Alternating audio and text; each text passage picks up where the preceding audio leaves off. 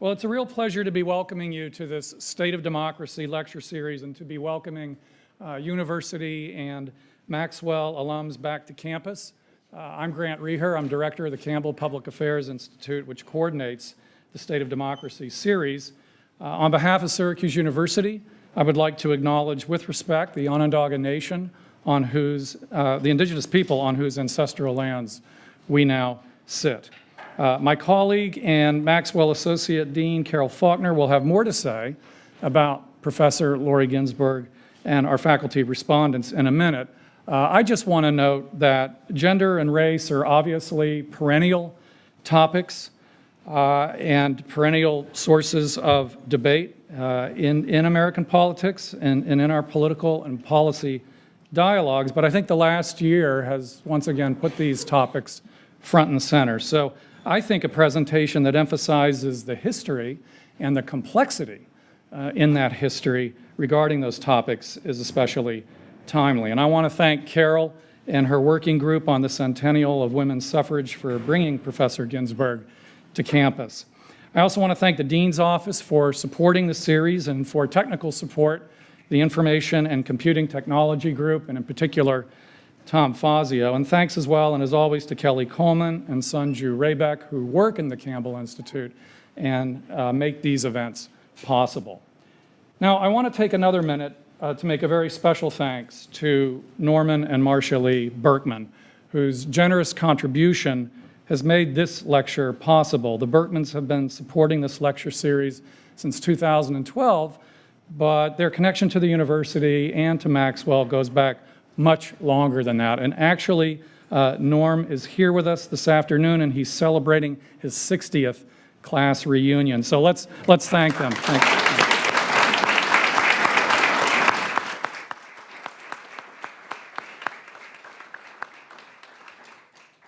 So just finally, on my part, a few reminders.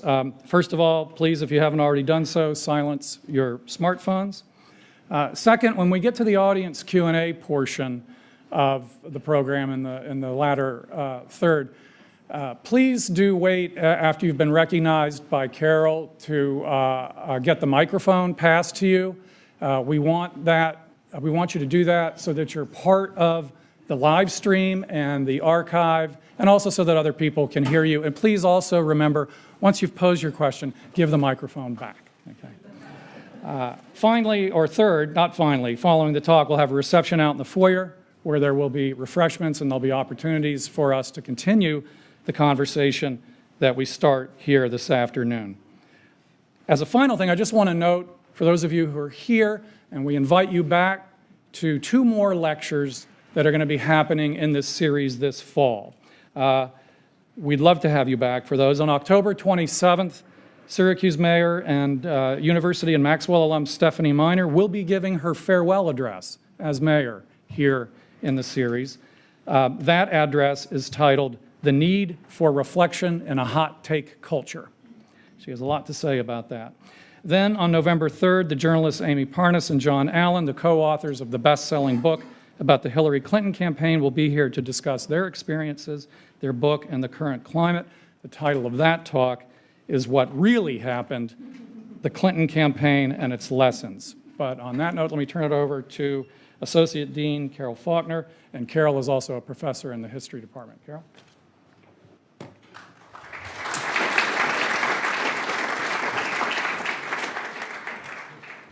Hi, everyone. It's nice to see you all. Thank you for coming. Welcome back to alumni. Thank you, Norm. I appreciate it very much. On November 6, 2017, it will be 100 years since women first voted in New York State. It had been a long struggle, beginning well before the Seneca Falls Convention in July 1848, and outlasting the 2 figures most closely associated with the 19th century women's movement, Susan B. Anthony and Elizabeth Cady Stanton. Just 2 years earlier, in 1915, the measure had failed by 80,000 votes. The State of Democracy lecture today is just one of the events at Syracuse University that will recognize this anniversary and reconsider the difficult history and contemporary significance of women's struggle for the vote. The suffrage movement involved thousands of American women, both working and middle class, as well as Black, white, and Latina. But women won the vote unevenly, and some women won voting rights at the expense of others. Native American women did not gain the vote as a result of New York's 1917 ballot measure. Women in other states, including Utah, Idaho, California, Kansas, Oregon, and Illinois, already had the vote. Even after the 19th Amendment passed in 1920, African American women in southern states would not secure their right to vote until the 1965 Voting Rights Act. Today, politicians and jurists continue to debate limits on voting rights, a discussion at the very heart of our democracy. The right to vote should not be taken as a certainty. During the 19th century, over the course of several decades, African American men and Mormon women both gained and lost their right to vote. Our speaker, Lori Ginzberg, and her respondents will share their knowledge of this complicated history and their insights into its continued implications for feminism and democracy. After Professor Ginzberg's lecture, Professors Cady Anderson and Marsha Robinson will each offer a 5-minute response. I will introduce Professors Anderson and Robinson first, and then I'll offer a fuller introduction of our distinguished guest. Cady Anderson is Professor Emerita of Political Science and the author of, among many other publications, the book After Suffrage: Women in Partisan and Electoral Politics Before the New Deal. Marsha Robinson, bless her soul, is the Director of Undergraduate Studies in the Department of Religion, and her scholarship focuses on the history of Christianity. She is just finishing a biography of Elizabeth Cady Stanton's contemporary, Frances Ellen Watkins Harper, the African-American writer and activist. I'm especially delighted to welcome Lori Ginzberg, Professor of History and Women's Studies at Penn State University, to the Maxwell School and Syracuse University. I know from personal experience that Lori is an incredible scholar and mentor. I have benefited from her sharp analysis, incisive wit, and vast knowledge many times over the course of my career. She has more intellectual energy than any historian and perhaps any person that I know. As a result, she's won fellowships from the Guggenheim and the National Endowment for the Humanities. This past summer, she ran an NEH-sponsored workshop for K-12 teachers on what did independence mean for women, 1776 to 1876. Lori's scholarship connects intellectual and social history. She's interested in the ways that ordinary people, particularly women, understood, experienced, and applied ideas in their own daily lives. Her first book, Women in the Work of Benevolence, Morality, Politics, and Class in the 19th Century United States, examined the transformation of women's public activism over the course of the 19th century, finding a shift from a politics based in morality to one based on their class status. Her next book, Untidy Origins, is a remarkable work of historical detection, illuminating a previously unknown 1846 petition to the New York Constitutional Convention asking for women's right to vote. It was written by 6 ordinary farm women from Jefferson County. None of these women ever became involved in the larger movement for women's voting rights, but they nevertheless used the same language of natural rights that Elizabeth Cady Stanton and the women and men at Seneca Falls adapted for their declaration 2 years later. Since New Yorkers are about to vote on holding another constitutional convention, it is worth noting that the 6 women asked the New York Constitutional Convention to extend to women equal, and this is a quote, and political and civil rights with men. In doing so, they asked for, quote, no new right, but only to declare and enforce those which they originally inherited. A powerful statement that received no response. Laurie's wonderful, engaging biography of Elizabeth Cady Stanton continues to shake up the dominant history of women's right to vote, which has often starred Stanton herself. This familiar narrative starts at Seneca Falls in 1848 and ends with the federal amendment in 1920. But as I've already indicated, the story is far messier and more current than this bookend suggests. Does this history offer what we might call a usable past? We're lucky to have Laurie Ginzberg here to talk about her own efforts to come to terms with the larger-than-life figure of women's rights activist Elizabeth Cady Stanton. I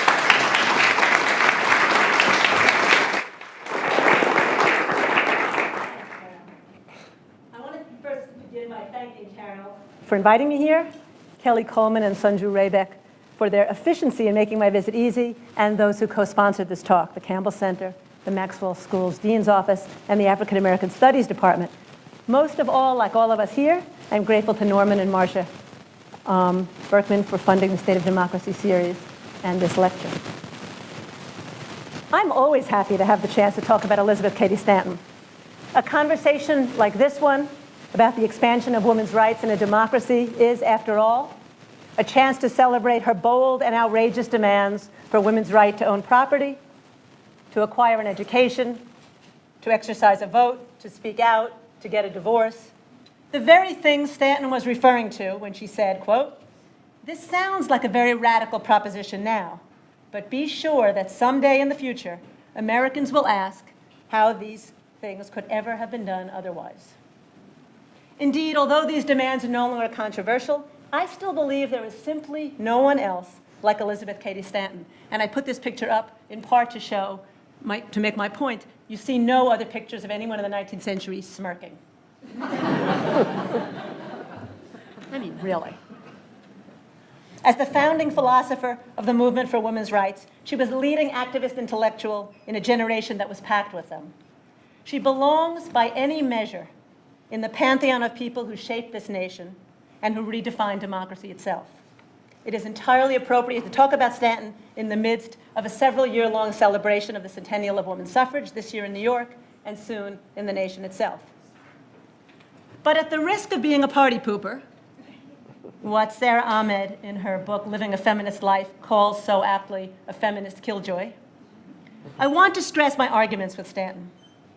I do this not only because I am, in fact, a feminist killjoy, out to disrupt people's investments in the happy story of ever-expanding progress, but because these disruptions have implications for our own notions and practice of democracy and social justice and feminism itself. And if we are living in a time when we can commemorate the expansion of democracy, we are also living in a time when how we commemorate our history in spaces that range from museums to memorials to flags to national anthem singing and to building names is subject to intense debate and conflict. Symbols matter, but they simplify, and they do so intentionally. History, and about now I can see my students' eyes rolling in their heads, is complicated. Elizabeth Cady Stanton was a complex person, infuriating and fascinating. She was brilliant, charming, and charismatic, as well as self-righteous, intimidating, and astonishingly self-confident. The mother of 7 children, an advocate of liberalized divorce laws, and a skeptic about religion, she comes across through her 87-year life as larger than life, a woman driven by her commitment to rouse herself and everyone else to rethink and remake women's status in politics, law, religion, and marriage. At the same time, she made comments so racist that they can leave us speechless. Unlike some other historians, and to the dismay of people who want to celebrate our nation's and our movement's progress, I argue that Stanton's racism and elitism were not merely warts, but reflected a thread in her thinking that was pervasive, long-standing, and that continues to limit how we think of Stanton, women, and feminism itself today. I continue to find this conversation challenging and would like you to join me in acknowledging Stanton's place as a foundational thinker in this country's past, while holding her responsible for many of her own and our own limitations. So here's what I'd like to do, leaving lots of time, I hope, for questions and discussion. First, I'm going to talk very briefly about who Elizabeth Cady Stanton was. I assume that many of you are at least somewhat familiar with her, although the biggest surprise for me in writing her biography was how many people said, who was she? The question, who was she, it shows, of course, that we don't know much about women's history, but it also highlights that the radical ideas that Stanton proposed so passionately in her own time are utterly commonplace, even non-negotiable in ours, although later I can tell you a little story about Ann Coulter about that. I didn't even tell the story, and people laughed. Second, I'd like to talk about Stanton's distressing failings, especially in the post-Civil War debate over the 15th Amendment and black men's voting rights. And finally, I'd like to suggest today that we think harder about the place of Stanton's thinking and our own assumptions about what democracy entails, partly by thinking harder about the meanings of the vote, among other rights. Not so much to agree simply that women's suffrage was a worthy goal, or a safe one, or a limited one, or a radical one. These are usually the terms of the debate. But to consider whether different ways of viewing which rights matter might help us understand the effect Stanton's racism had on the feminism she was so central in shaping. What I want to suggest is that even when we debate the limits of liberal democracy, we often share her assumptions about who gets to define women's rights in the first place. Elizabeth Cady was born in Johnstown, New York, just over 100 miles east of here, in 1815, the daughter of Daniel and Margaret Livingston Cady. Can I see that? Yeah. Her father, who became a judge, was wealthy. He owned several slaves and a lot of land, well-connected, and deeply conservative, especially as his daughter recalled on matters of gender. Stanton's most vivid and oft-repeated story was that of a boisterous and rebellious little girl, 11 years old, whose only living brother had just died. Distraught, she crawled into her father's lap, seeking to give and receive comfort, but her father put his arm around her and sighed, "Oh, my daughter, I wish you were a boy." The sting of the father's remark lingers. Many girls and women can relate to the insult. Elizabeth Cady, as it turned out, had more than enough reserves of self-esteem to survive the slap, though she never forgot it, and she retained a strong sense of insult and exclusion. Throughout her life, she insisted that society's preference for boys dwarfed girls' lives, limited their opportunities, and was used to justify the denial of women's rights. Elizabeth Cady's story was not merely one of exclusion, though she often told it that way. Although she received the best education available to girls at the Troy Female Seminary, young Elizabeth's most formative experiences were in the Judge's, her father's law library, where she developed an acute sense of the power of law to make and remake people's status. She loved arguing with the law students who teased her about women's and her own subordinate standing under the law. She always believed that politics and the law were the most effective routes to make change, that the future of the United States would be sketched as a path to broader political democracy.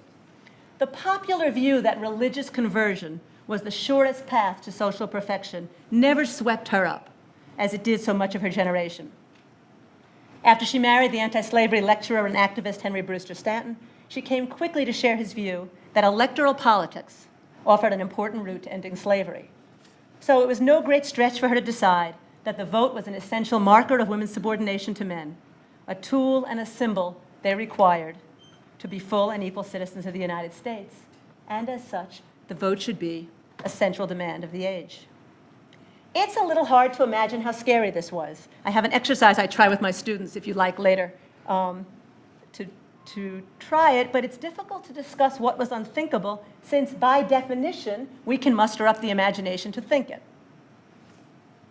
I would suggest that the idea of women's equal rights with men was not, in fact, unthinkable. It was terrifying. To many, perhaps most Americans, Elizabeth Cady Stanton was a dangerous radical whose ideas would turn the world on its ears.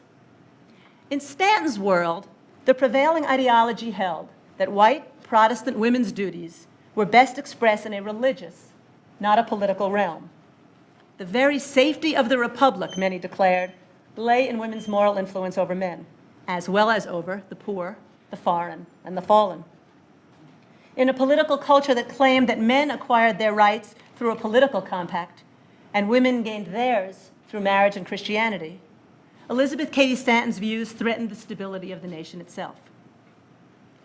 But while many horrified observers claimed that women's rights went against God and nature, there was also that irritating strand of American political thought that declared the nation's commitment to equality under the law, inclusion, in other words, in an ever-expanding democracy and legal system, we might say on our hopeful days.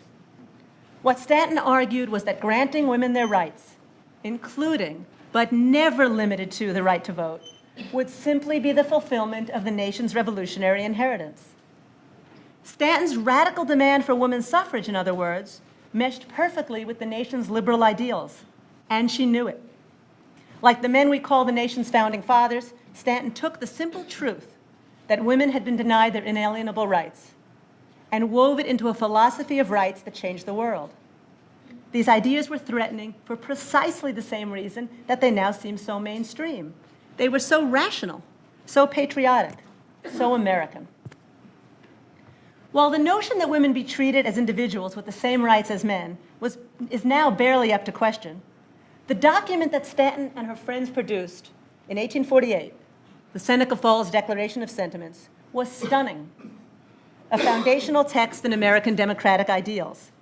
Its language, careful and deliberate, made these dangerous radicals impossible to ignore.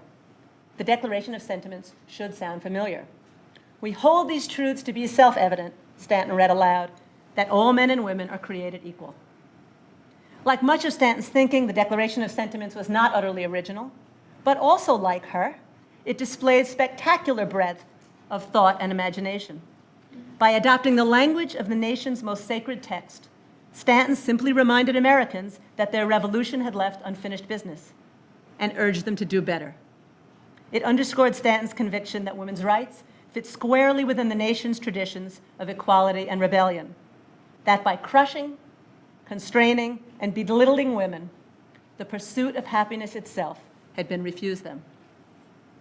All this talk about women as independent, rights-bearing citizens left its listeners, supporters as well as appalled opponents, breathless. Some newspaper editors could only sputter incoherently with outrage.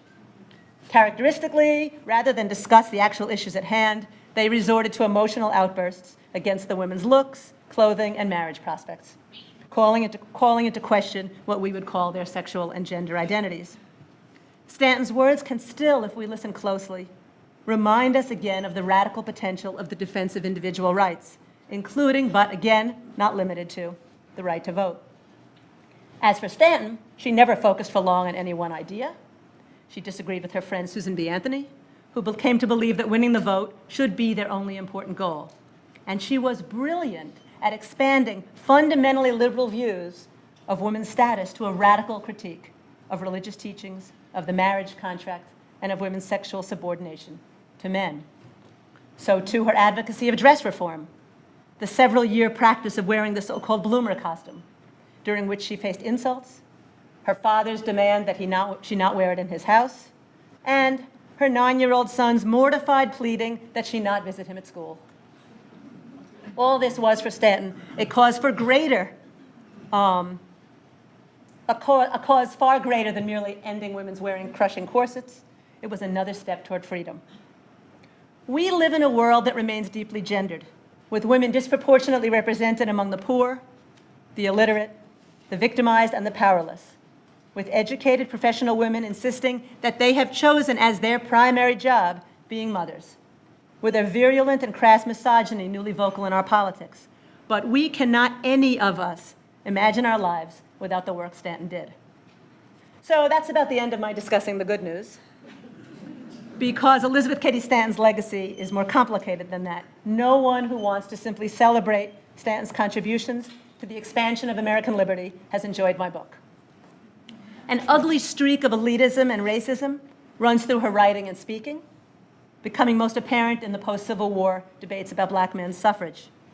These debates, which still raise historians' hackles, complicate Stanton's ideas and the women's movement's victories in ways Americans still not have fully addressed.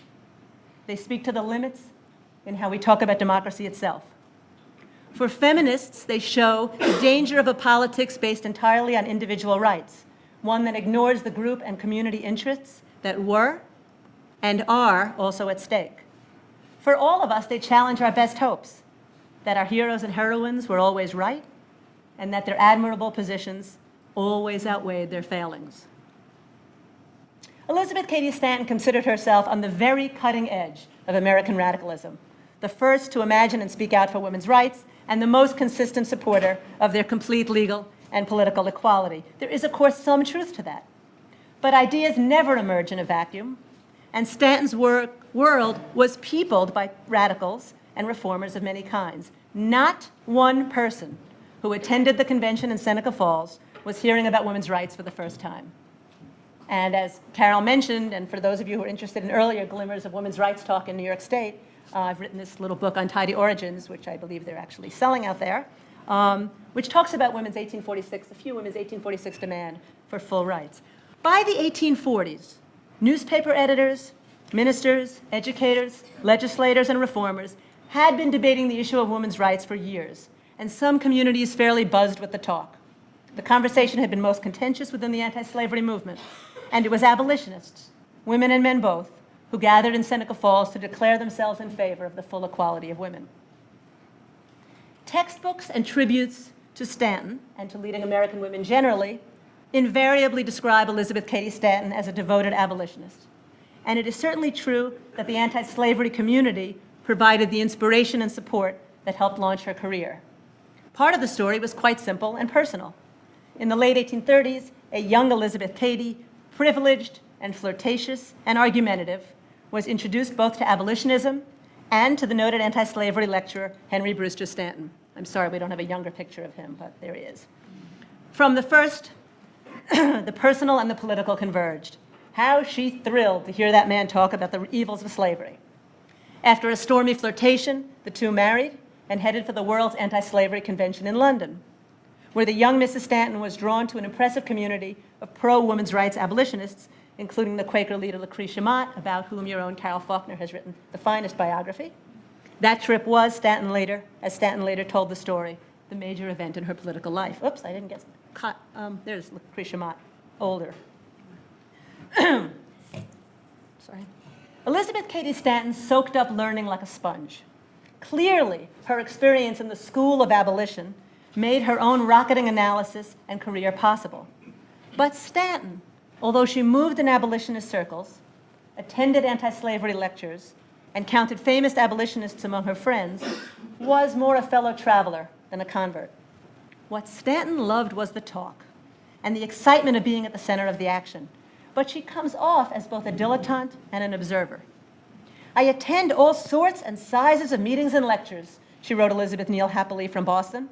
I consider myself in a kind of moral museum, and I find that this Boston affords as many curiosities in her way as does the British Museum in its.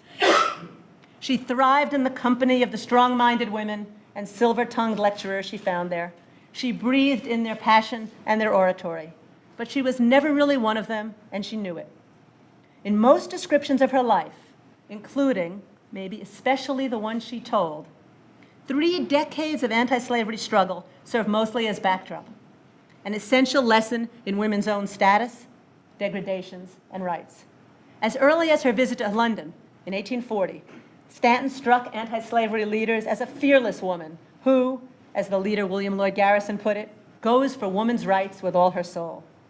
8 years later, Seneca Falls offered Stanton an outlet in which to shape and express a single-minded focus on women's rights. Some folks have scolded me for suggesting that Stanton wasn't truly an abolitionist. So let me be clear. Elizabeth Cady Stanton lived amidst a radical community of abolitionists, and of course she opposed slavery. But unlike her anti-slavery friends, she never saw slavery or racism as the fissures in American society that demanded her sustained attention. While the anti-slavery movement offered Elizabeth Cady Stanton an education and a constituency, she remained remarkably calm in the face of the hideous brutalities of slavery and racism.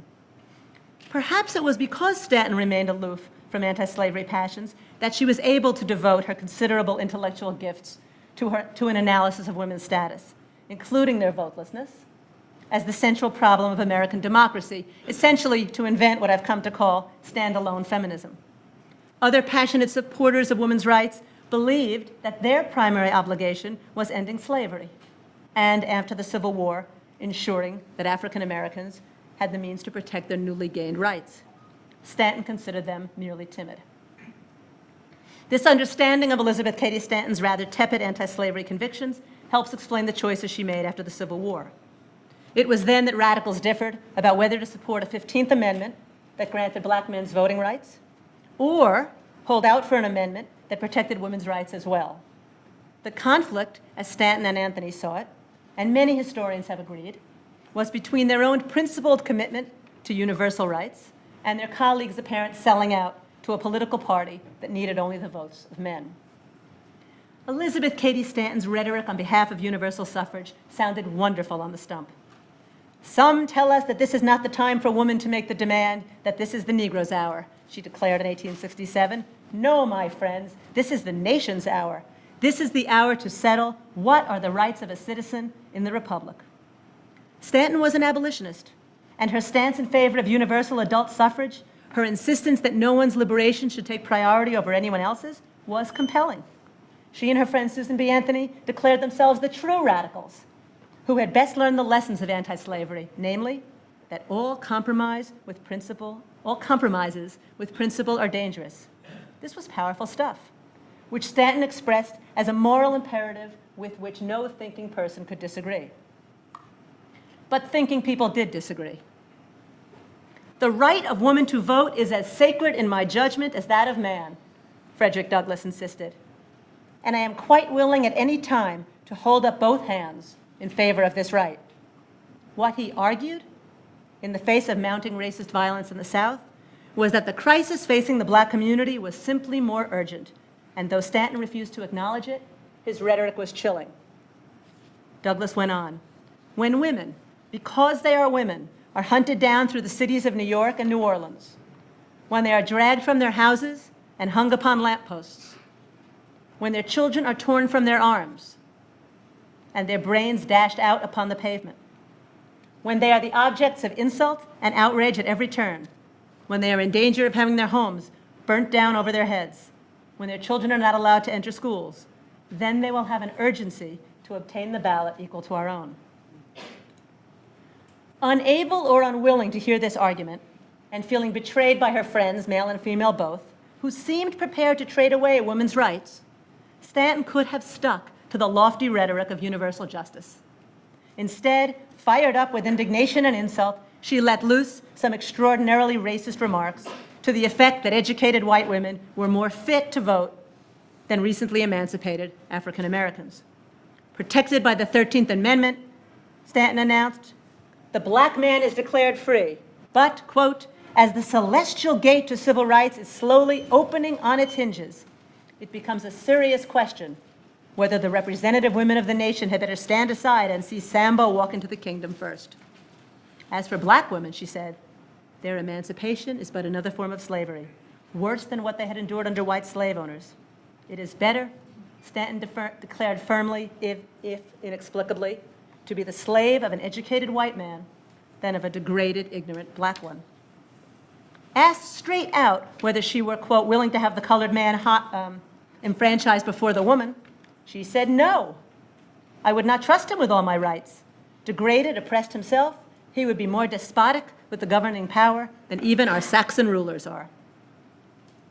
Furious at friends who had agreed to postpone women's suffrage in order to gain the vote for black men, she turned the full force of her anger and resentment, clothed in her identification as a true and worthy American, a daughter of the Revolution, on black men themselves. Just so, if woman finds it hard to bear the oppressive laws of a few Saxon fathers, she remarked, what may she be called to endure when all the lower orders, natives and foreigners, Dutch, Irish, Chinese, and African, legislate for her and her daughters? If such men were lifted, politically speaking, to an equal level, she said, woman touches the lowest depths of her political degradation. For American women of wealth, education, virtue, and refinement, notice which women she's especially concerned about, would then be ruled by the lower orders, with their low ideas of womanhood. Stanton remained oblivious to the hurt in her friend Frederick Douglass's words when he objected to, quote, her employment of certain names, such as Sambo and the Gardener and the Bootblack and the daughters of Jefferson and Washington, and all the rest that I cannot coincide with. Yet there was more at stake here than mere figures of speech, thoughtless slips of the tongue and the pen. In staking her claim to universal rights on the basis of the priority of white women's individual rights, she did damage to her friendships, her movement, her claim to the purest radicalism, and her legacy to feminism itself. She did damage, I would argue, though surely not alone, to our efforts even today to create a more just democracy. A principle of consistency can be thrilling, and certainly Stanton's fiery words in behalf of women's rights offer stunning moments of political absolutism in the American political tradition. But in real life, there are choices to be made, and they are rarely as easy or as obvious as she implied. Many of you here will recognize the quandary, that delicate balance between principle and compromise, between what you really want and how you have to vote. But I don't think the compromise over the 15th Amendment was one simply between principle and compromise.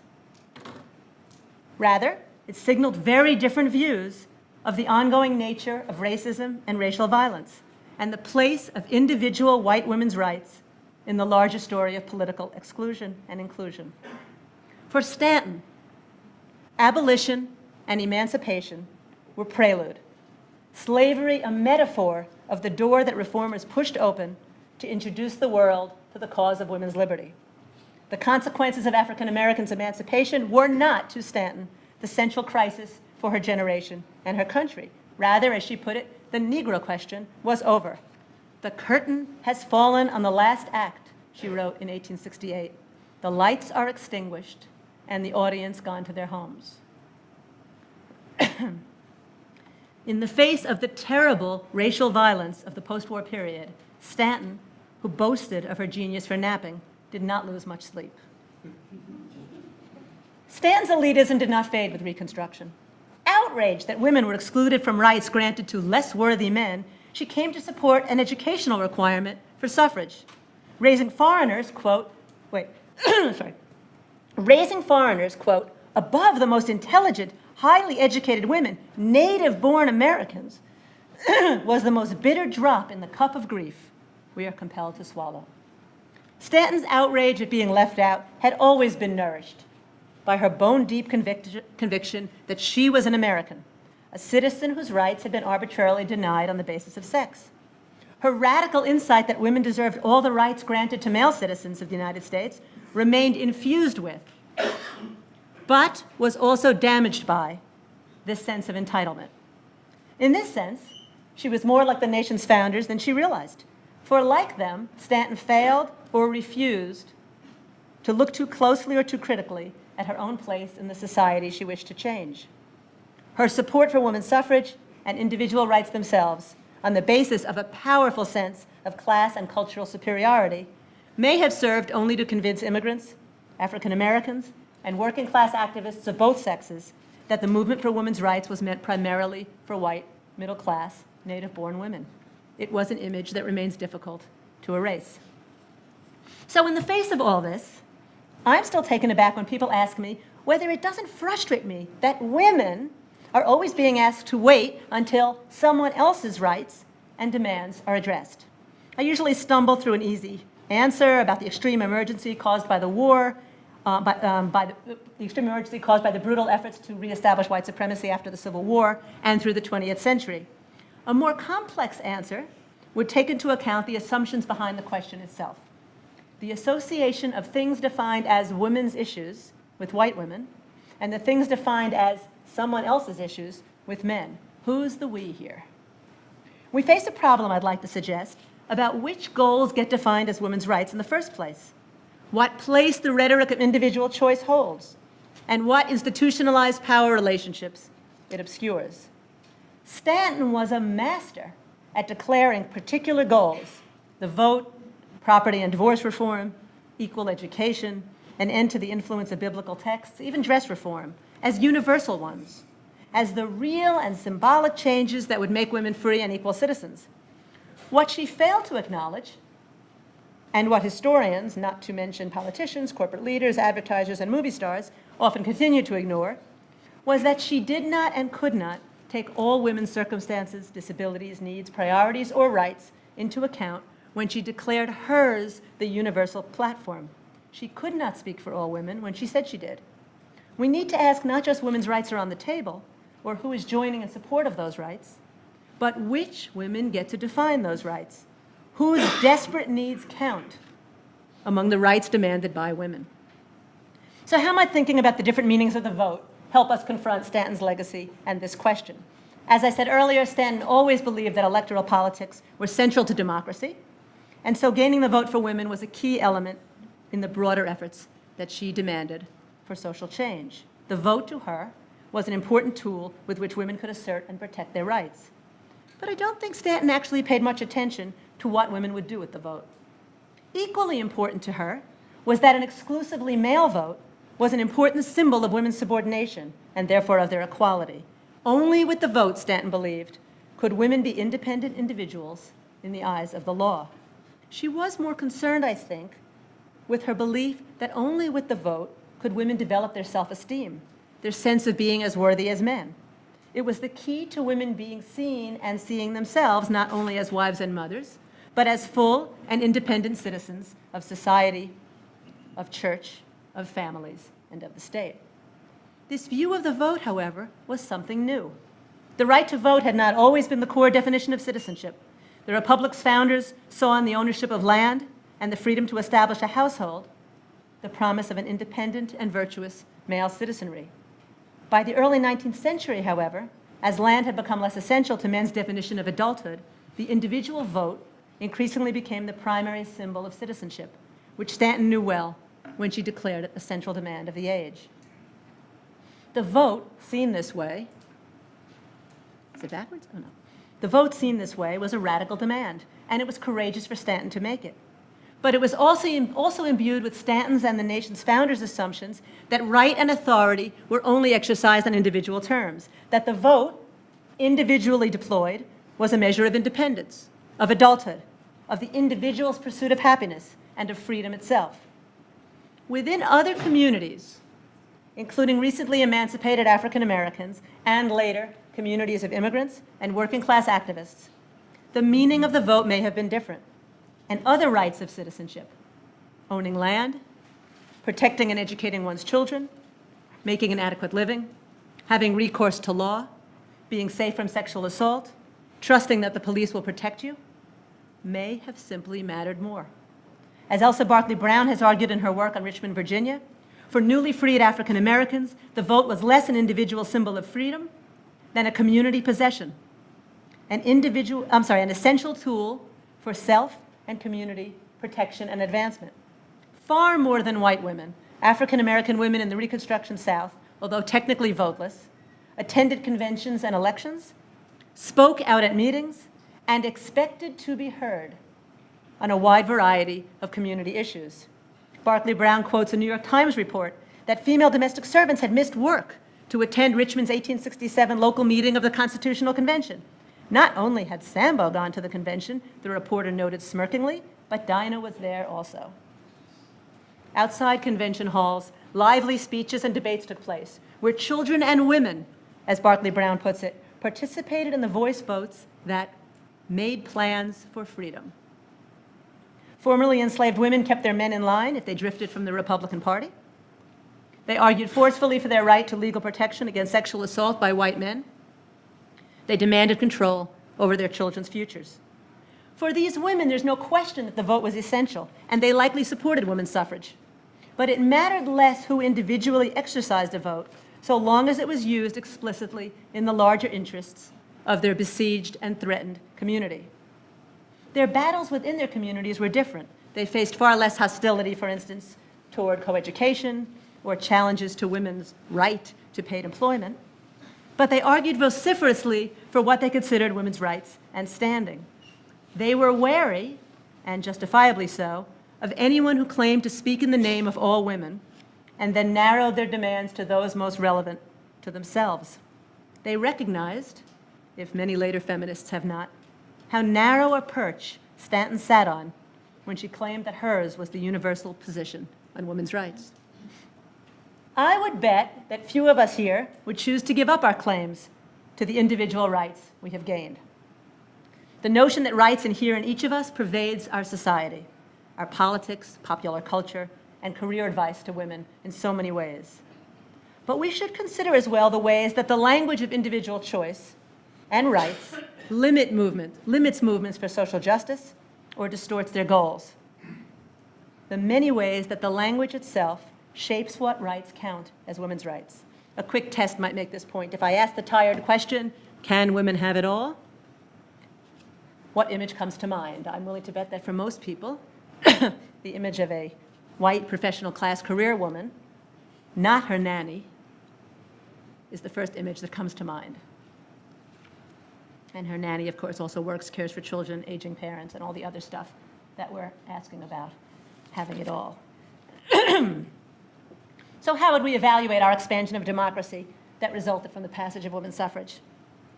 Obviously, Carol pointed this out earlier, not all women could vote even after the 19th Amendment was added to the Constitution. With the reestablishment of white supremacy in the South after Reconstruction, black women there remained largely, not entirely, but largely disenfranchised, although the Great Migration North was already underway. How do we talk about the importance of community rights and empowerment without throwing away the language of individual choice as one basis for social justice movements? How do we stress the power of rhetoric without ignoring the blind spots? How do we embrace individual rights, including the right to vote, without ignoring the structural inequalities and institutional privileges that pervade the ideology of individual choice and citizenship itself? As I said before, we all want choices, though I think we greatly exaggerate them. But let's also understand the extent to which focusing exclusively on these rights, on the rights that inhere in individuals, is itself a privilege. That it happens on the backs of people with fewer choices. That community rights and identities and powers must complicate this conversation if we're to get beyond Stanton's definition of who we are and what our rights look like. Elizabeth Cady Stanton left a huge legacy, and it gets no smaller by complicating it. For all her limitations, few 19th century women loom quite as large.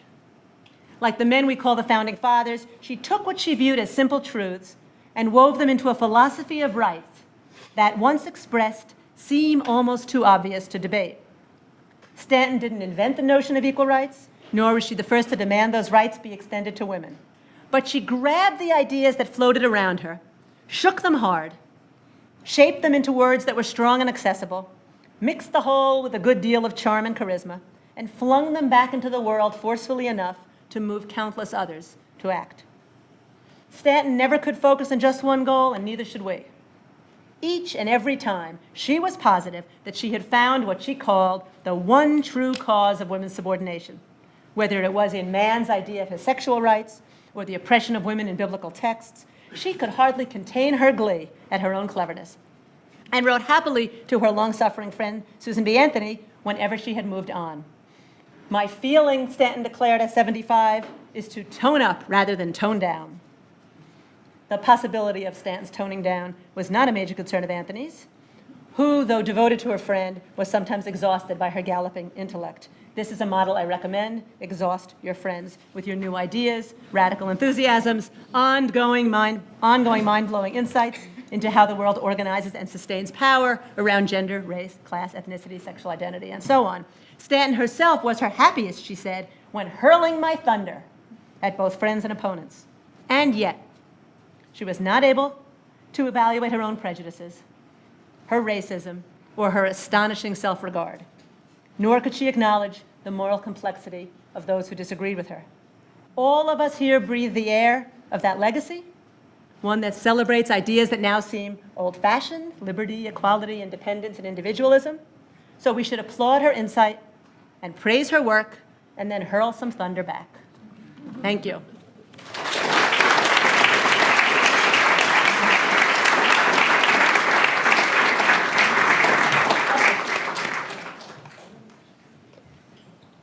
So our two respondents are each going to speak for 5 minutes, and then we'll open it up for questions.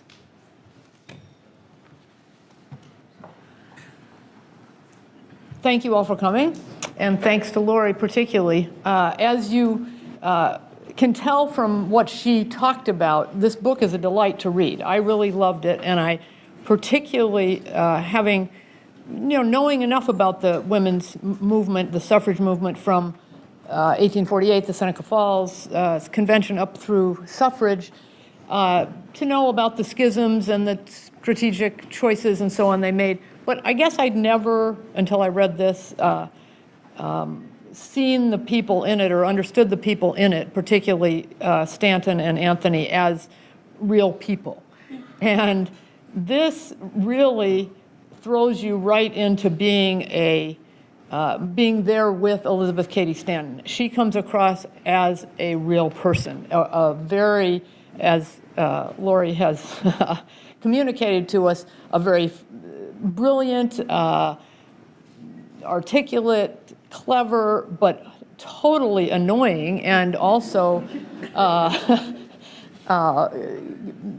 problematic in her ideology. But it's just a wonderful encounter with a real person. And I appreciated a couple of things that you do as a writer. One is to, it's a very scholarly book, has all the right footnotes and so on, but I think you, and I don't know if you do this in your other book, but use modern language sort of to, I guess it helps us make the connection between us now and them then. I'll give you one example that I remembered, and it's the anecdote that you mentioned here about how embarrassed Elizabeth Cady Stanton's son was when she was wearing these bloomers, and he didn't want her to visit him at school. And you talk about, yeah, kids that age don't like having weird mothers. And it made me think of all the times my children didn't like what I did when they were that age, and just kind of, drew this connection between kids and their mothers now and kids and their mothers in the 1870s. That was nice. The other thing you do in the introduction, which I really appreciated, was to talk about your own relationship with Elizabeth Cady Stanton and how frustrating that had been, and how you spent a lot of time mentally arguing with her, which sort of gave me free rein to do the same thing in the book. So that was good. I have three kind of questions I'd like you to respond to, I guess, or two questions, I think. One is that I've always understood that the suffrage movement toward the end of the 19th century, well, post-Civil War, made these choices about how to deal with voting rights for black men, and later for whether immigrants should be, how immigrants should be dealt with. Did they have voting rights?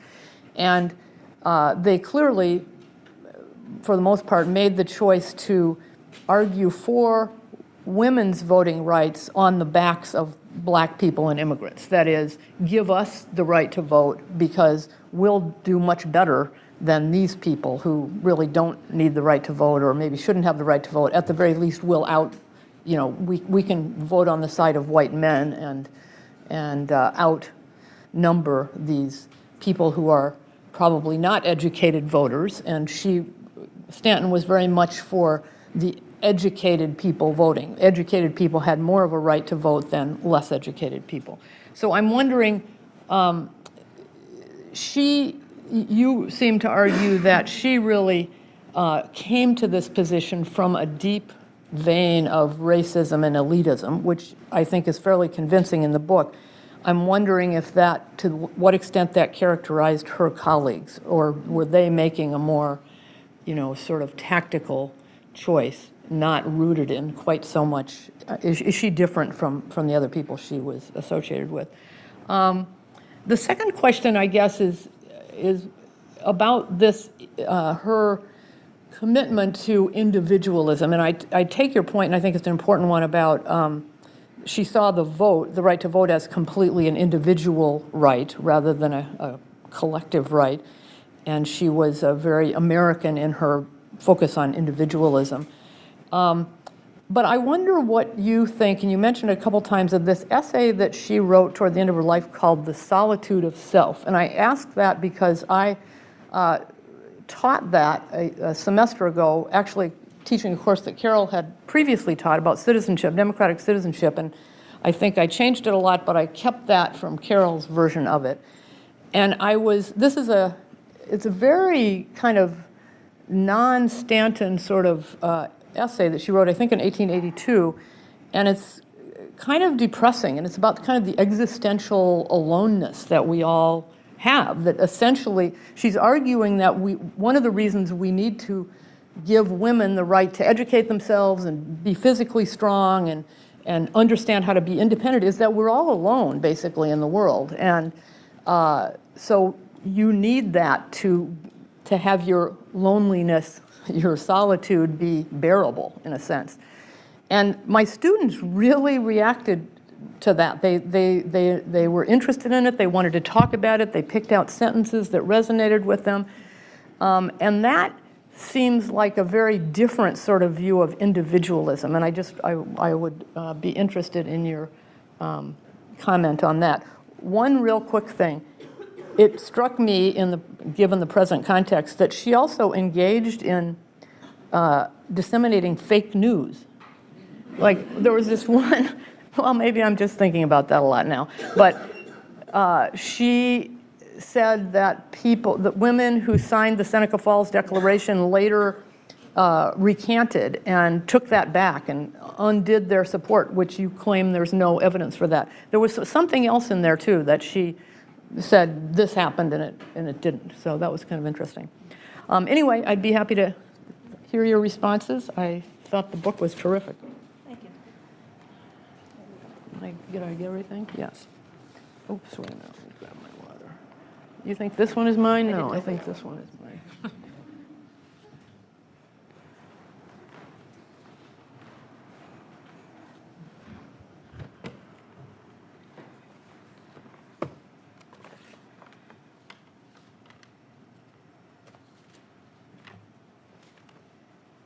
I always have to bring books with me up to the podium, even though I promise you I won't be up here very long.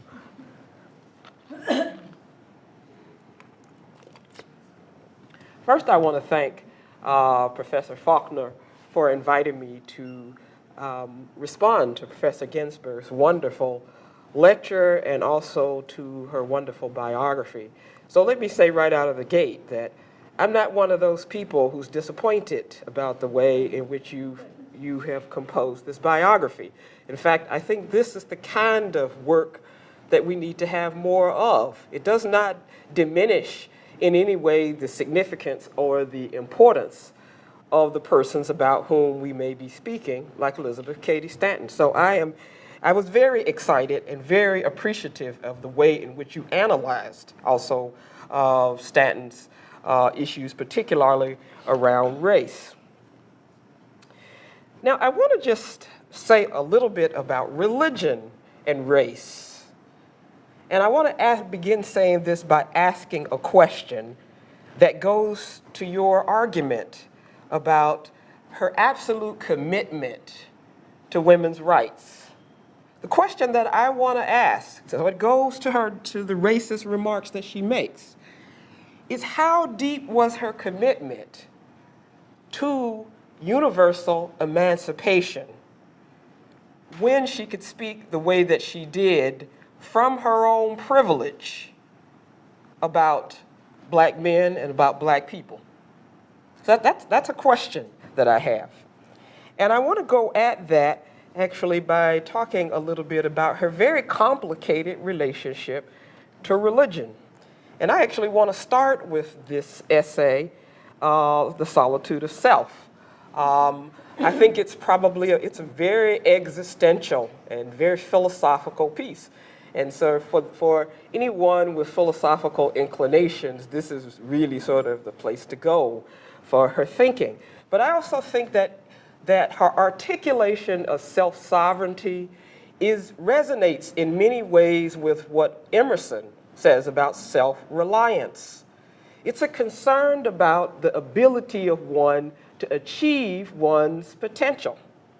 And in that sense, it's a very powerful kind of thing. In fact, there's resonances, and I wonder about how deeply she drank at the Emersonian well, especially when I think about the conversation that in your book about her participation in Margaret Fuller's conversations with that. But self-sovereignty, so there's a section out of Professor Ginzberg's book, and I just want to read a line, as it's a quotation from The Solitude of Self. And here Stanton says, "The point I wish plainly to bring before you is the individuality of each human soul. Our Protestant idea, the right of individual conscience," she's right with Emerson on individuality and conscience.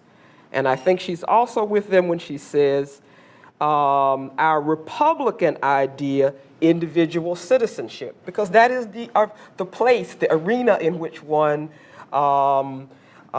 is to pursue that potential. Now, the point that I want to make is that this rests upon, and she even identifies part of this as coming out of religion. But the values of freedom themselves come out of a rarefied sort of interpretation of the Judeo-Christian tradition. So religion is right here with Stanton. So she's got a very complicated relationship with religion when you think about her drawing from it that way. At the same time, she was very much opposed to institutional religion, and the reason why I think she was so opposed to it is because she read religion as about power and control. Now, you could say she was a good Feuerbachian in this sense, Ludwig Feuerbach, who basically said theology is anthropology. It's human beings talking about themselves. Now, one of the things that I find very interesting here, so this is one of the ways in which I want to bring what I'm saying here about religion to Cady Stanton, is that in the Woman's Bible, it's very interesting what she does when she's giving an interpretation of the creation myths. The image that she gives us is a holy family. You could say she's doing her own sort of Trinitarian thing, if you will, there, but the mother stands at the very heart of it. And I could not help but think about the way in which you were bringing forward, Professor Ginzberg, the way you were bringing forward this commitment to women's rights, but this is Cady Stanton's own orientation. So now I want to suggest, folks, here that the image that she gives us, which puts a great deal of emphasis on the mother, so it's a deification of the mother. So this becomes the question. Is there a certain amount of idolatry, self-idolatry, that's going on here? That's a huge blind spot. So even if you say she was doing this kind of tongue-in-cheek, or she's being provocative, in all of that, because she was a provocateur. That's part of getting people to wake up. And the tradition of feminist biblical scholarship in this country in particular is indebted to Elizabeth Cady Stanton. So it's the question about, and it's an interesting one to ask of someone who rejected institutional religion outright, but who in the deification really of the white middle-class Protestant woman made that woman God. So that's a question I'd like for us to ponder. Thank you.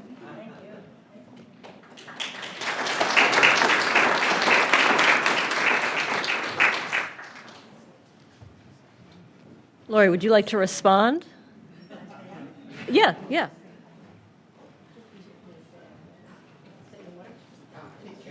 Carol got her water. Was that my one? Yeah. Oh, okay. Thank you. Thank you for noticing.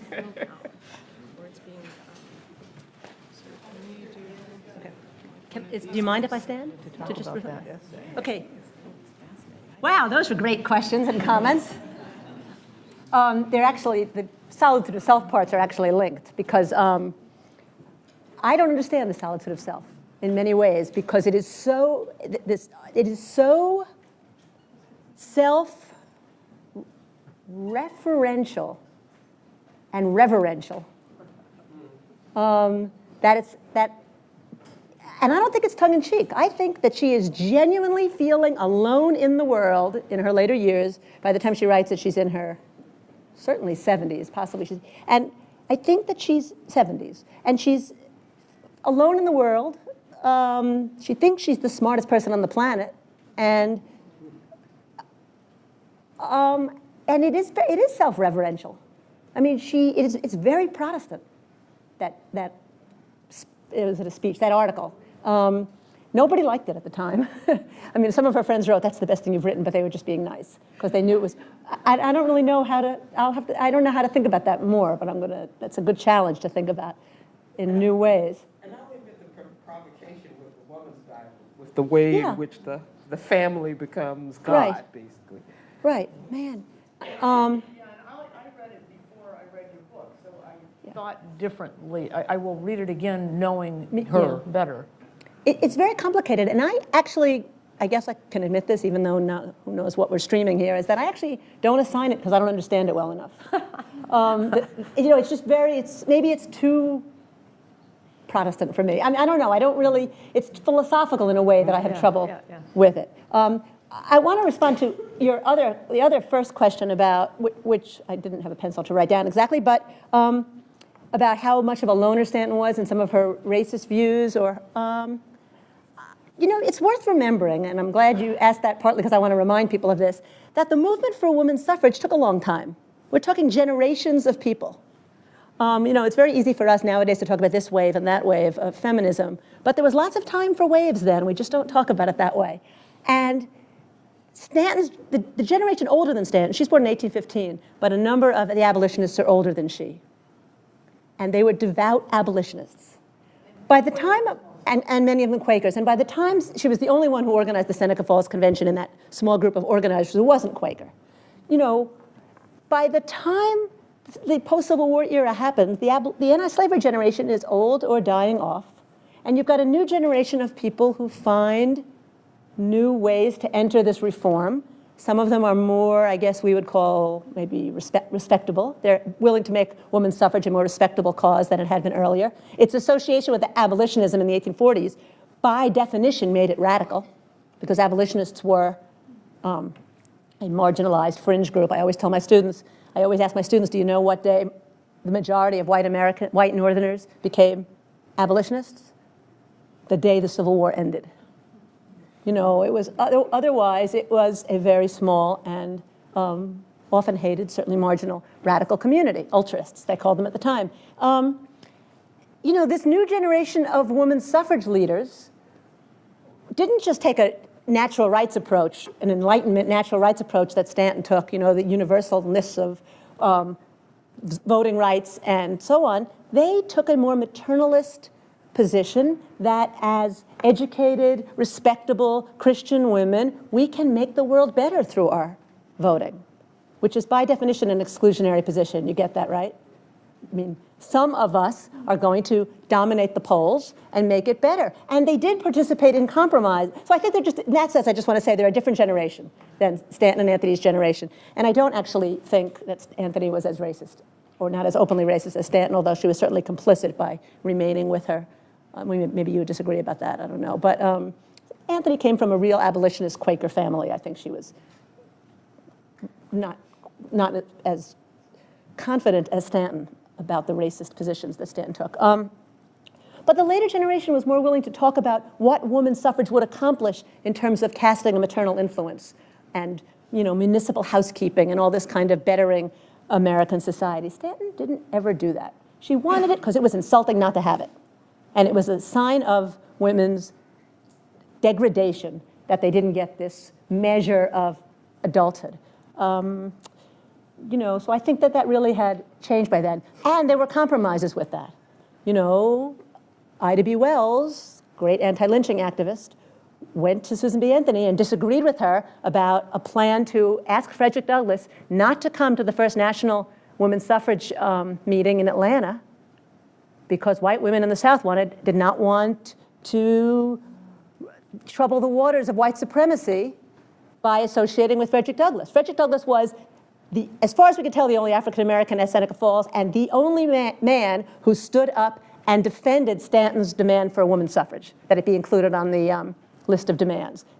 I mean, Frederick Douglass was a consistent supporter. They disagreed after the Civil War about strategy, but he was a consistent and principled supporter of women's rights. And Anthony's asking him not to come to the national meeting in Atlanta because of the white supremacists who were running that meeting. And Ida B. Wells disagreed with her and argued about it with her. I mean, there were certainly tactical decisions that were made that were troubling. At the same time, you know, Carol talked about women's suffrage didn't pass in New York in 1915 and then did pass in 1916. It was in part because they let the Socialist Party loose in New York City. You know, it only won the state. This has happened again since on other matters, but you know, it only won the state because they got out the immigrant vote in the city. Carrie Chapman Catt didn't like this because it was making them associated with socialism. Well, yeah. In the same way that white supremacists in the South didn't like the association with abolitionists and anti-racist tradition. Yeah. And those are the kinds. So I guess I would say there were many different groups of suffrage activists and different generations, and they made different strategic decisions based on principle and tactics, some of them deeply troubling. So we can have, okay? So we can have questions from. So I'm going to direct the question. So if you can just raise your hand if you want to ask a question, and I'll point a microphone in your direction. Every question should be asked on the microphone. Questions? Comments? There's someone up there. Oh, right up.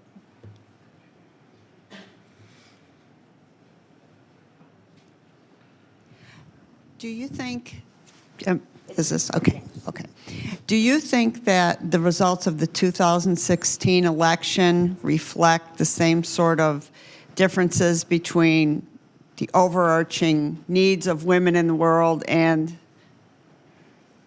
a limited feminism that might be like Elizabeth Cady Stanton's, the break the glass ceiling, white Anglo-Saxon Protestant view of what success is for a woman? Do you think that this conflict still exists? And this, okay, whoever, I guess you, the us versus them reactions that are going on in this country right now, do you think that that is a reflection of the sort of divide between, or that with Stanton's reaction to Frederick Douglass's statement about women getting the vote then? I have no idea. I mean, what I know is this. We saw an election that was characterized by deep misogyny, bigotry, and racism. And we saw 53% of white women vote for the winner. So that doesn't answer the question, right? That seems like contradictory to us in some ways. But obviously, I mean, I know how Stanton would have voted. Because, I mean, you know, I'm pretty sure how Stanton would have voted because Stanton thought that, you know, white women should run the place. But I don't know. We find ourselves in a very contradictory moment. And, you know, I don't know.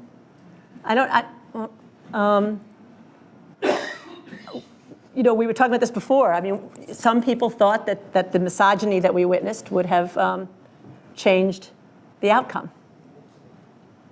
But apparently it didn't. People made other choices, and people made choices apparently based on their whiteness and party. I don't know. I could also tell them the exercise that I do. Yeah, that might be good. Can I just tell you the exercise that I do with my students about the unthinkableness of women's suffrage? My students can't understand why anybody cares. Right? First of all, I mean, they do vote, mostly, I think, but they don't think it's a big deal. And they can't understand why anybody would care so much about women's suffrage, and why was it so radical, and why did these newspaper editors get so emotional and overwrought about the idea of women voting? And I have for years tried to figure out a way, and I think this is in my book, I for years tried to figure out how to explain to them that this was considered unthinkable. So the example that I come up with is I sit with my students and I say, okay, how would you respond if I came up with a serious demand that children vote? And they go, that's completely different.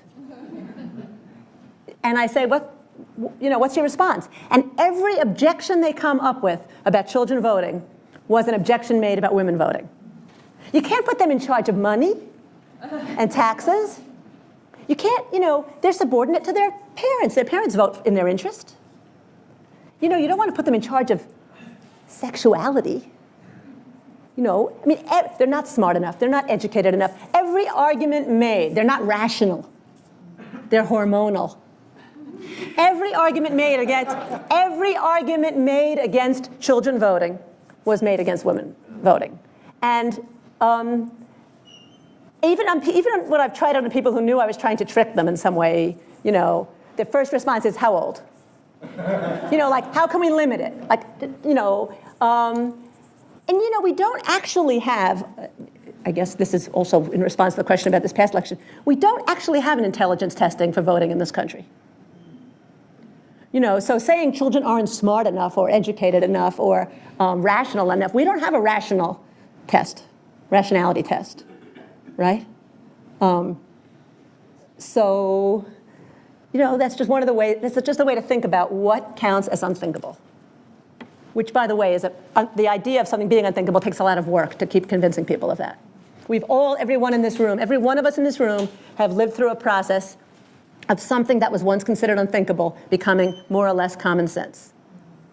And the way that I know this is because we've lived to see same-sex marriage declared legal throughout the land by the Supreme Court. And many of us are in this room, quite a lot of us in this room, are old enough to remember when it was considered unthinkable.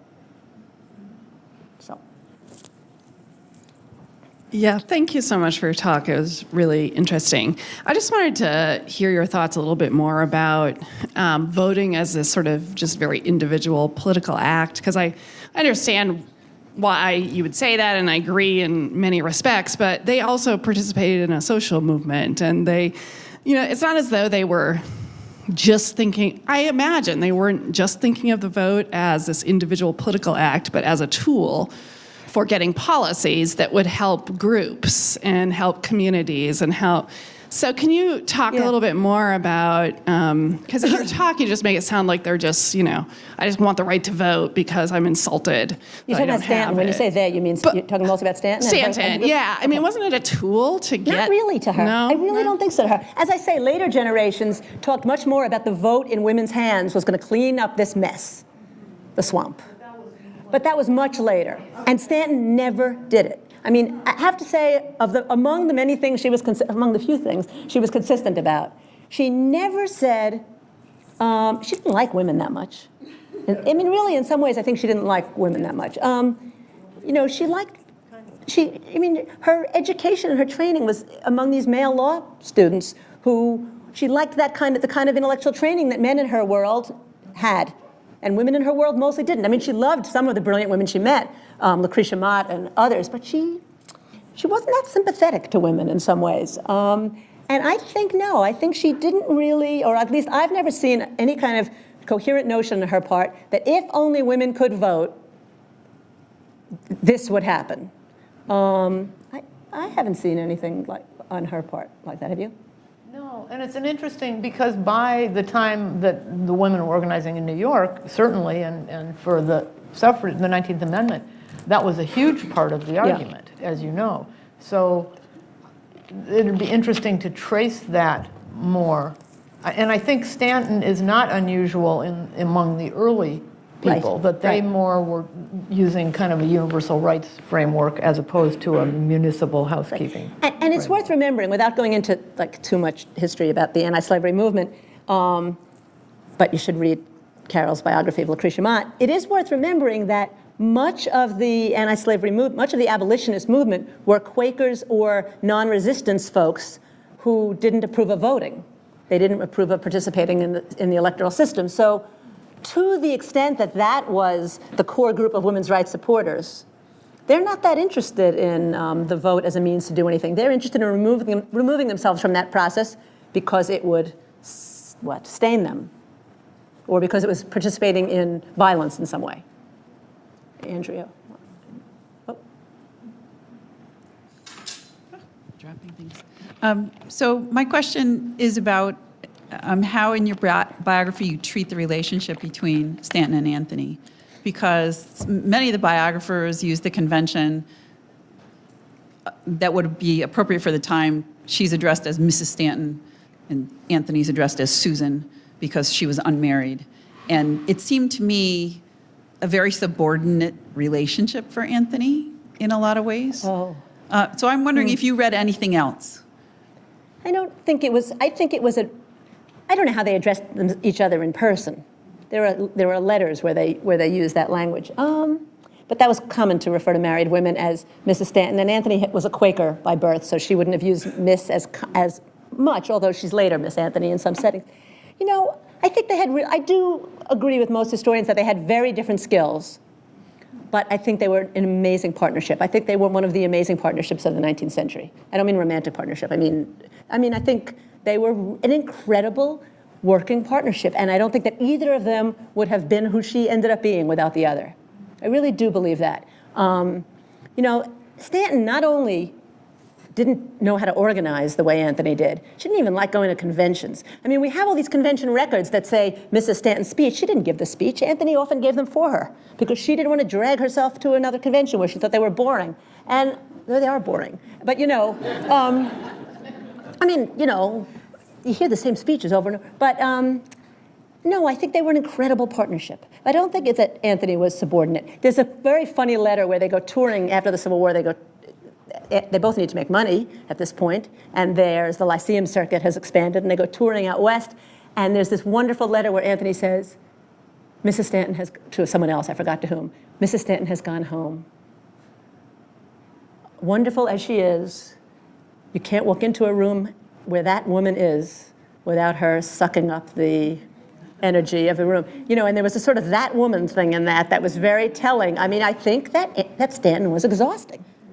I think she was exhausting. And so I think there must have been a relief sometimes when Anthony could be on her own. On the other hand, when Stanton died, Anthony just, I mean, she was just totally devastated. Yeah.